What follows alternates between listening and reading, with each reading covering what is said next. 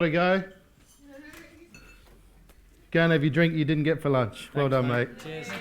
Well done.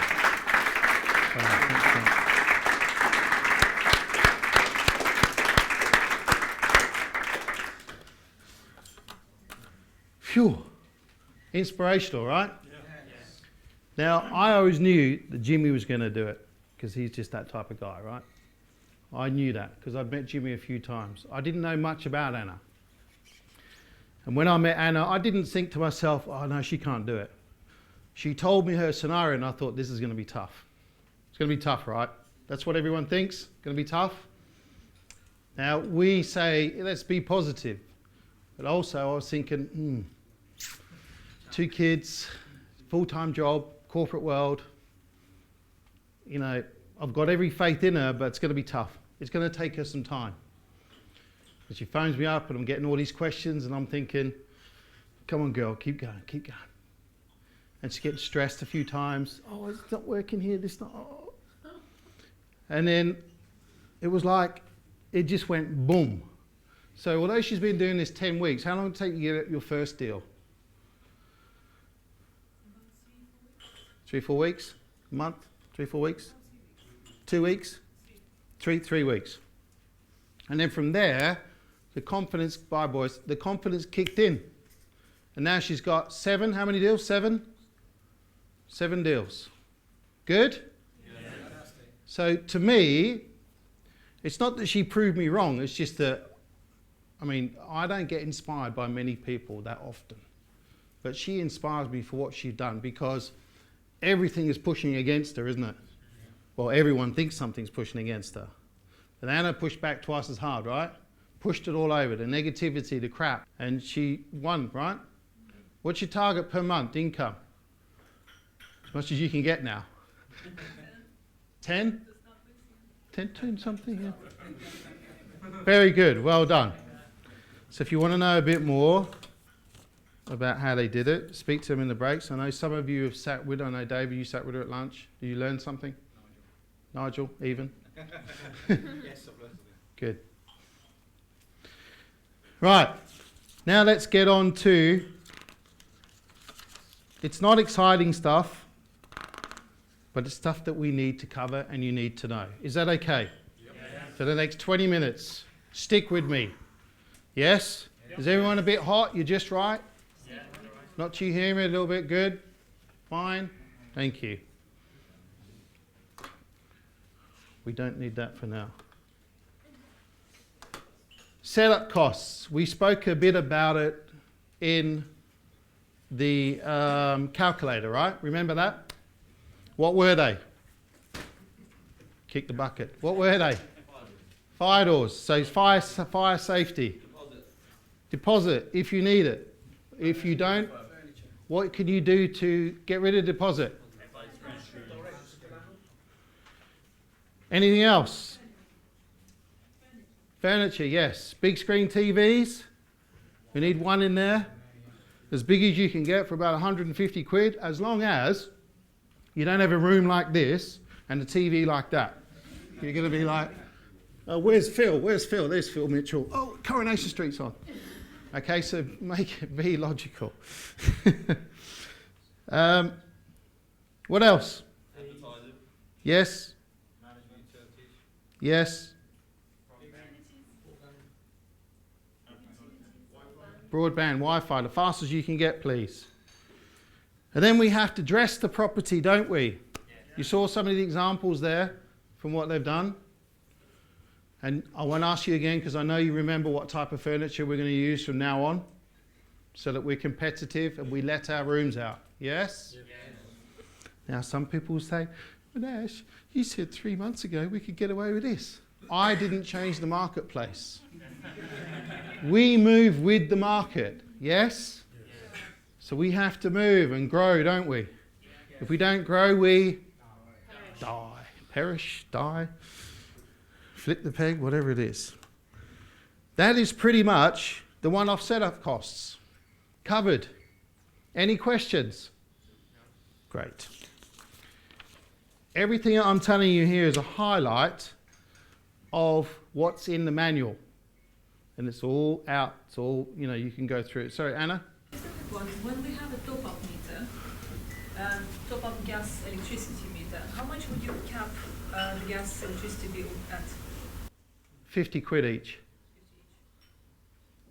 We can't cap it. We make an allowance for the house, not per person. It's easier to go in a house if there's 5 people and it goes over 250. If it's 260 quid, house, you have to pay us £10. The house doesn't go, hang on a minute, I'll get my brick out of the way and give you £10. It's the people in there, they get together, they get the money, they put in their share. Because if we don't do that, how are we going to find out who's actually used more power? Oh, it was she that's sitting in the room. She was in there with her fire on all night. We don't allow fires in rooms. Ash, sorry, I know you're about to come into licensing, but we've just had one of our landlords have to change from a meter to monthly as part of the HMO licensing now. Ooh.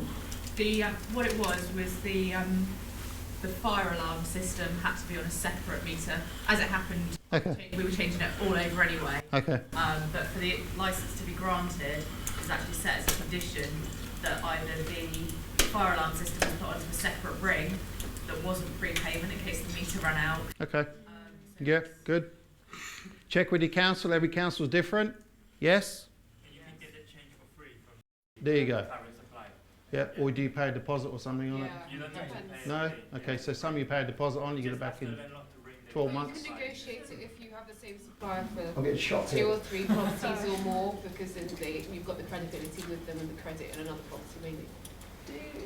Does everybody tend to have in an HMO a meter rather than a... No, not everyone. No. And then if you don't, do you put like a fair use policy in the contract? That's what I was just talking about That was before. what you were Yeah, saying, 50 right? quid a person. Okay. Yeah. Okay. Monthly recurring costs. Rent. Good. Shall I write them down? Because we're actually going to cover this later. Who wants to write for me? I'll do it. Yes, okay, you get a chance this time. Go on. Thanks, muchly. Serena's back on. Back on. So, Rent. monthly. You could actually start lower if you want. No, it's okay, because we're going to use the whole page, aren't we? No. We don't want that many recurring costs. Rent, what's next? Oh, which What bills? Utilities. Oh, what did we say? Cleaning, yeah. Cleaner. council tax? How often does a cleaner come in? What do they clean? Everything. What are their 2 things they do?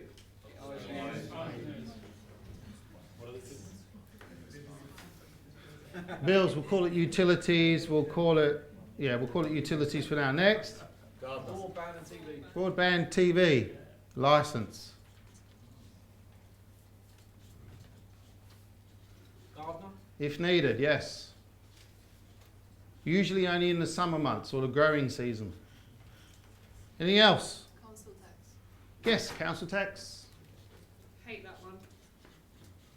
I hate all of them. Yeah. Anything else? Advertising. Advertising, Can we put under marketing? whatever you want to call it. Mind. I'm not unhappy about either one. Might pay the agent a recurring fee. Exactly. There may be an agent reward system in place. But JV finance or investor. It could be JV finance or a share of profits. There are multiple ways you could set this up. Get to know your JV partner before you go into business with them to make sure that you're happy to work with them. Is that readable? Yeah. Good. Or in Reading, it could be, is that readable? Is it readable? Sorry for people from Reading. Anything else? That's it? Are we sure? Maintenance. Maintenance could be Furniture. 50 quid a month-ish. Yeah, maintenance. Yes. Yeah, we'll put it in. We'll account for everything. It could be just your cleaner going in. I've painted that. They don't charge extra for the maintenance, by the way, because they're there. They charge for their time. Insurance? Our insurance? Yes. That's a business cost, not really a monthly recurring cost of here, but yes, it is a cost. Then you can put in your tax and all that sort of stuff. But we'll stick to this for now, the property itself. Good? Actually, the insurance, is that professional indemnity? Or Yeah, but we'll keep that as a business cost. We won't keep that as a property cost for now. Yes, it's associated, but let's keep it separate. Thank you, Serena. We will put all these up again at the end. Now, guess what's next? Our favourite subject. HMO licensing. Yes? You can spend a day on a course about this if you like. I don't know how exciting it would be. Go and try it and let me know. We'll probably cover it in about 15 minutes, if that's okay. Less if you like. Yes. You can spend your time reading the manual. It would probably take you an hour to go to the HMO stuff. Would you prefer to do an hour here or an hour at home on HMO licensing? Please God, home. Make it home. We need a slide. Here we go. Right on cue. There are 3 parts to this. Now this is the national criteria. There are different bits in between, but we'll get there before we shout the questions. It's mandatory for properties that are 3 or more levels. They have and, remember that word and, not or, and. 5 or more occupiers, unrelated, and they share a facility, bathroom, etc. They would indicate or trigger that you need a license. Is that easy to remember? Yes. No or yes? Yes. If you can't remember it, take a photo or read the manual. Now we'll get to some technicalities around that as we move on. If you have a 3-bedroom property with 2 levels and unrelated people and they share a facility, is that an HMO? Yes. Again, we've got half no and half yes. Yes. How many people? 3, 2 levels, No. Yes. and they share a bathroom. Yes. Hands up, yes. Yes, but Hands up, no.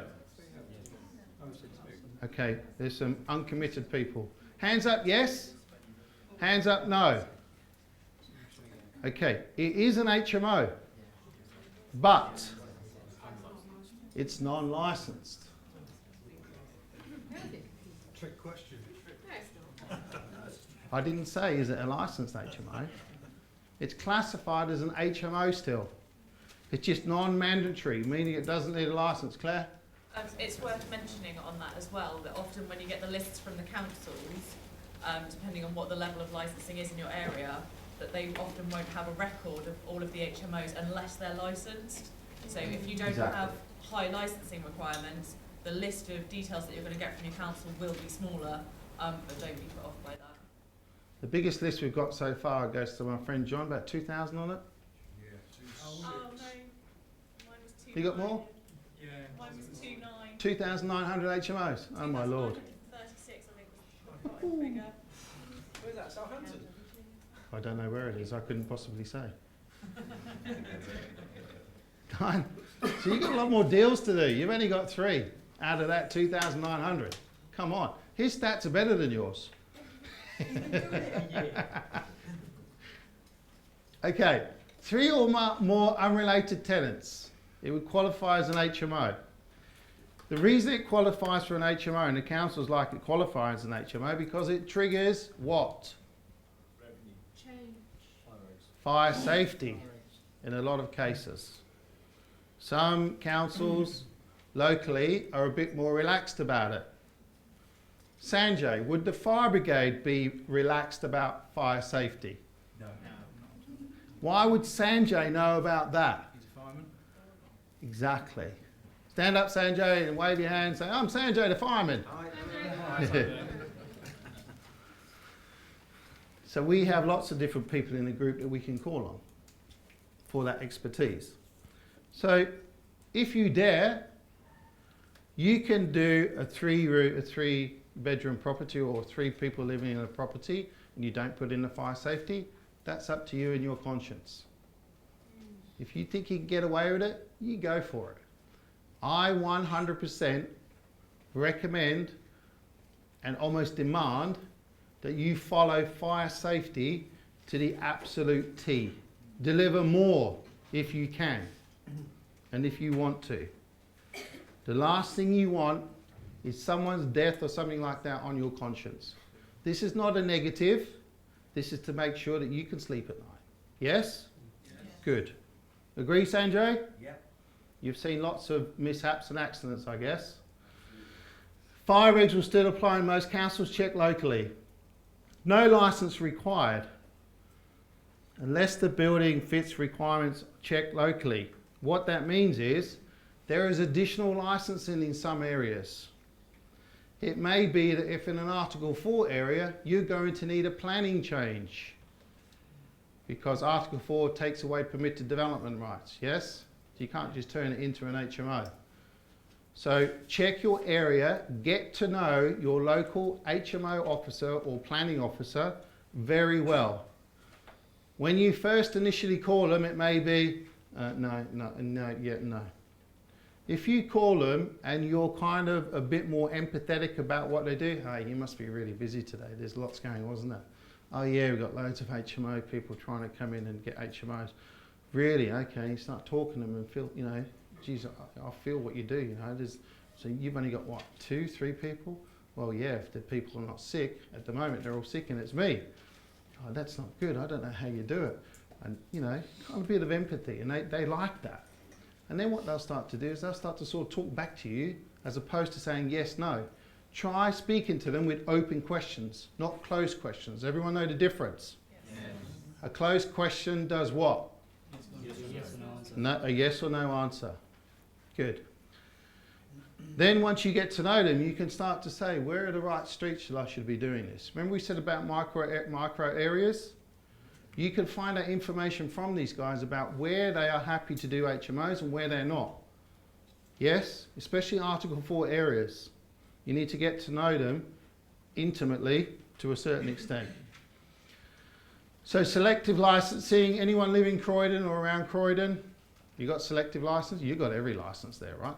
They've just thrown the book at you. Selective you have 2? Yeah. So it might be 500 quid for 3, 4, 5 years, selective licensing. But that means in Croydon, I think it's every single landlord on every single property, isn't it? If you're a landlord, you need a license. Yeah.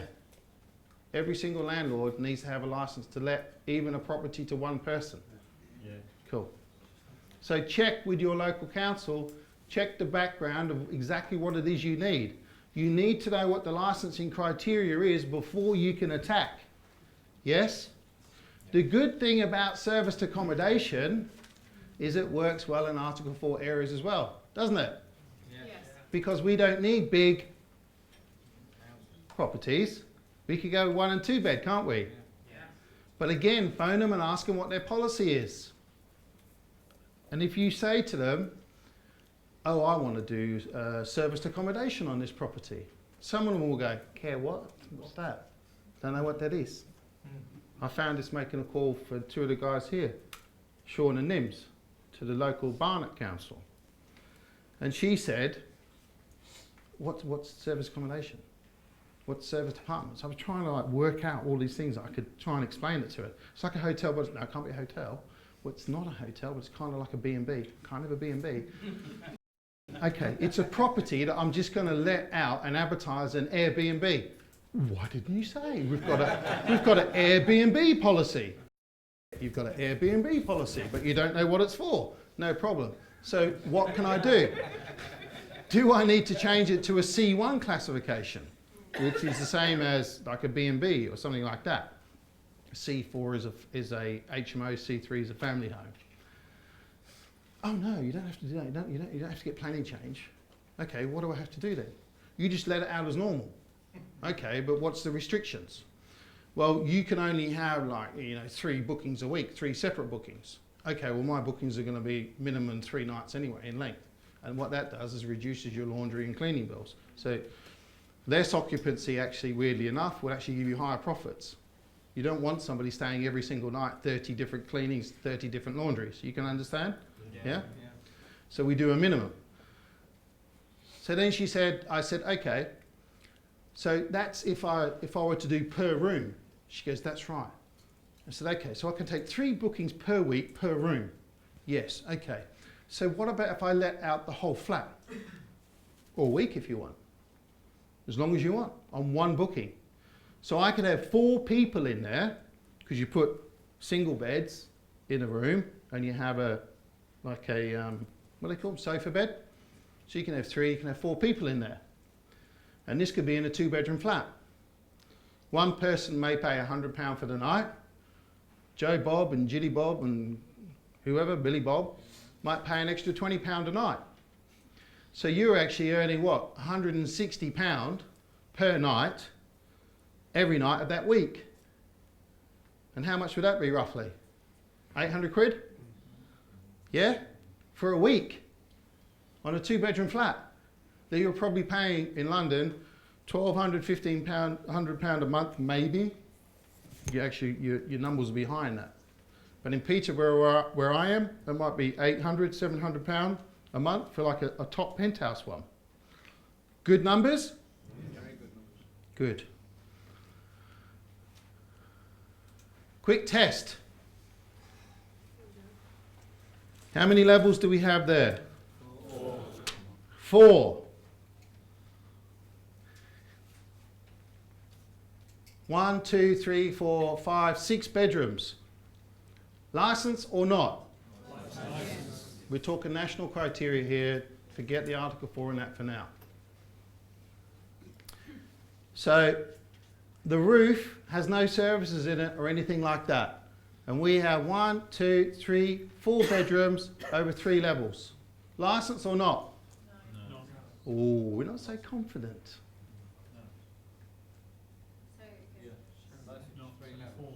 3 levels. 4 people. Depends on the council. No, forget about that. We're just going to go with national criteria for now. No license. Remember, and, not or. Excellent.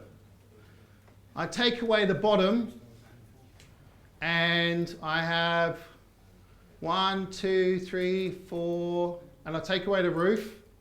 Not literally, but let's say that has no services in. That is an empty basement, and we have 5 bedrooms in this area here. License or not? No.